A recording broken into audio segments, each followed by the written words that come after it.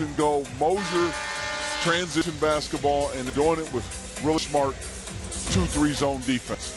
Well, this game opened up with North Dakota taking an early 5-2 lead, but since then, the Ducks have been on a 12-0 run.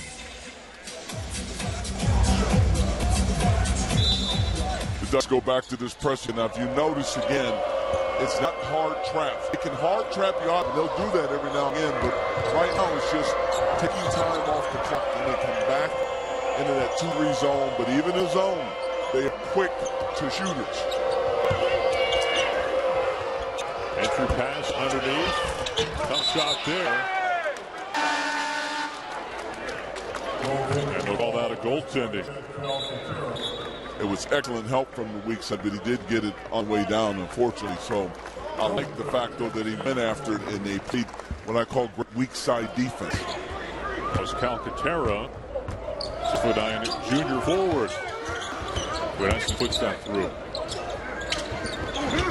Pass underneath, short corner, back on top. There's Young driving, dry contact.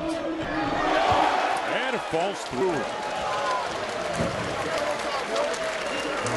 North Dakota is a feisty defensive team, but with the emphasis on the noodle, you see the forearm. Left hand had the forearm on the body. You have to show your hands if you're going to play that tough, that tight of defense. A lot of teams are going to containment defense where they give a little space, or they're going to the zone.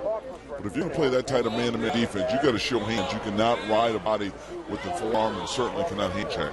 And, Coach, how close was Young? He really brought that arm around on the drive to really push off the defender. Was that close to going the other way? I think any good offensive player with the emphasis on hand checking and that forearm riding the body that's being called now, any good offensive player is going to attack you off the dribble if you've got skill. Young has skill, and they're going to go at your body. That's why it's so important to do more containment defense. Give them some room, because certainly you can say, well, Young's close to committing the foul, but the emphasis is not on the offensive player. It's on that defender right now and where his hands are. Absolutely.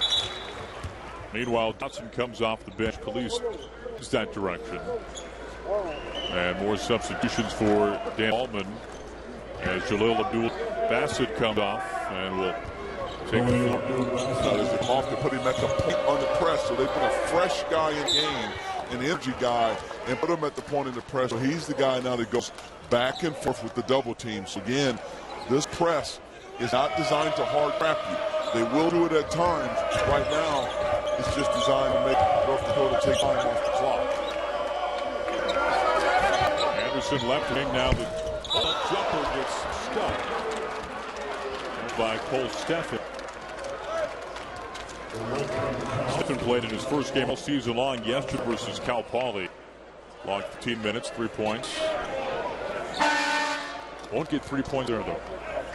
Not there. You know, I've done a lot of games this year, but that's like the 5th time I've seen that happen. And that's very unusual.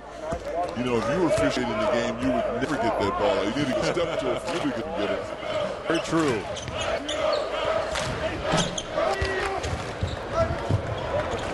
Loose ball contained by the Ducks.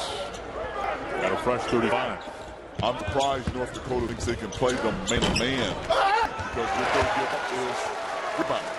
In zone, you can keep a team like Oregon State on the perimeter, and you have inside rebound position.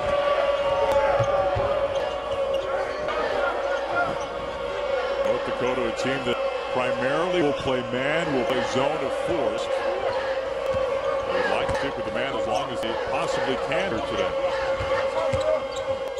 Anderson driving, kicking. Baseliner is Hooker, and to shoot. 3 ball once again, no good. Steffen, this is the mark again.